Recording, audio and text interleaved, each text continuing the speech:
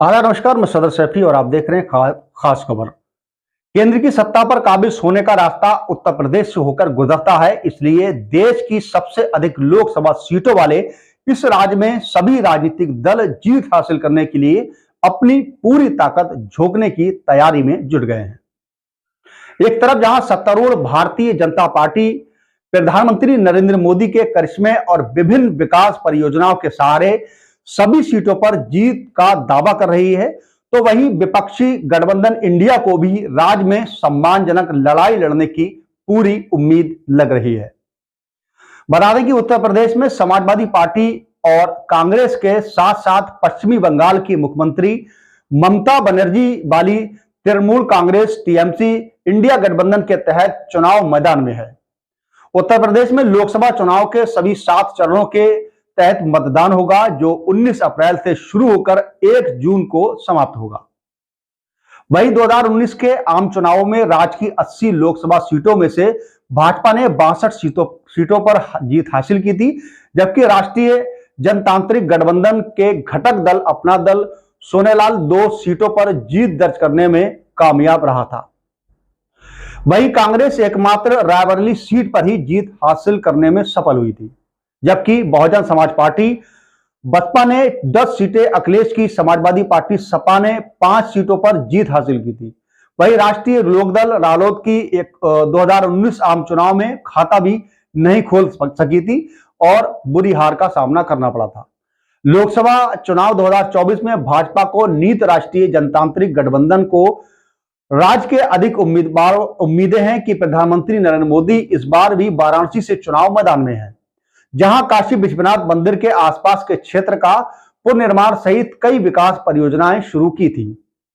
वहीं भाजपा सूबे में मोदी की लोकप्रियता और हिंदुत्व के मुद्दे को भुनाने की तैयारी के साथ राज्य के छोटे दलों के समर्थन से भी पार्टी को मजबूती बता रही है। वहीं ओम प्रकाश राजभर की सोहेलदेव भारतीय समाज पार्टी की राजग में वापसी से भाजपा को पूर्वांचल क्षेत्र में मजबूती मिली है। राजभर को हाल ही में योगी आदित्यनाथ नेतृत्व की सरकार में मंत्री पद से शपथ दिलाई गई। इसी तरह रालोद के नेता जयंत चौधरी के समाजवादी पार्टी को छोड़कर भाजपा के साथ गठबंधन करने के कदम से पश्चिमी उत्तर प्रदेश में राजग का काम आसान होने की उम्मीद है, जहां जाटों और कृषक समुदाय का वर्चस्व है। जयंत चौधरी के दादा और किसान नेता पूर्व प्रधानमंत्री चौधरी चरण सिंह के मरणोपरांत भारत रत्न की हालिया घोषणा ने स्पष्ट रूप से ये समीकरण को और मजबूती भी प्रदान की है। वही विपक्ष इंडिया गठबंधन की राज्य में अपनी खोई जमीन तलाशने में जुटा हुआ है। सपा और कांग्रेस के बीच आरोप प्रत्यारोप के दौर के बाद आखिर दोनों दलों के बीच सीट बंटवारे का समझौता हो गया है।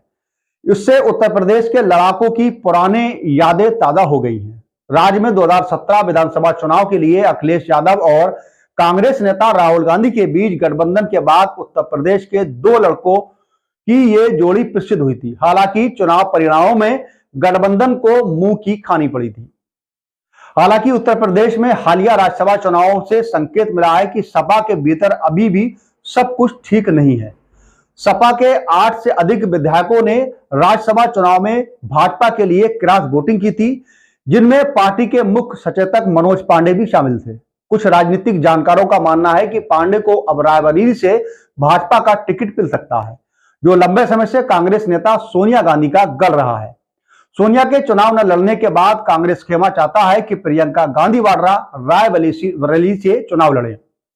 वहीं सपा सुप्रीमो अखिलेश यादव ने आगामी लोकसभा चुनाव के लिए नया पीडीए दिया है, जिसका मतलब पिछड़ा, दलित और अल्पसंख्यक है। उत्तर प्रदेश की राजनीति में इन 3 वर्गों से बड़ी संख्या में मतदाता हैं। वहीं मायावती ने ऐलान किया है कि उनकी पार्टी किसी भी दल के साथ सीट बंटवारे पर समझौता नहीं करेगी।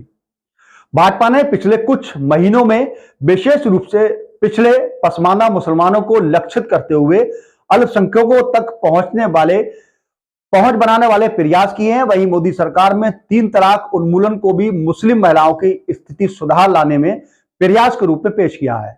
हालांकि अब तक भाजपा द्वारा घोषित 91 उम्मीदवारों की सूची में किसी मुस्लिम उम्मीदवार के नाम की घोषणा नहीं की गई है। वहीं भाजपा की सूची में प्रधानमंत्री मोदी के अलावा प्रमुख उम्मीदवारों में लखनऊ के रक्षा मंत्री राजनाथ सिंह अमेठी से स्मृति ईरानी, मथुरा से हेमा मालिनी और खीरी से अजय मिश्र टेनी शामिल हैं। वहीं कांग्रेस ने अभी तक अपने हिस्से में 17 लोकसभा सीटों पर उम्मीदवारों के नामों की घोषणा की है, जिसमें तृणमूल कांग्रेस की एक लोकसभा सीट पर चुनाव मैदान में है। वहीं सपा 43 लोकसभा सीटों पर उम्मीदवारों को मैदान में उतार चुकी है। अब देखना यह होगा कि इस बार लोकसभा में उत्तर प्रदेश में कौन सबसे ज्यादा सीटें लेकर चुनाव मैदान में उतरता है।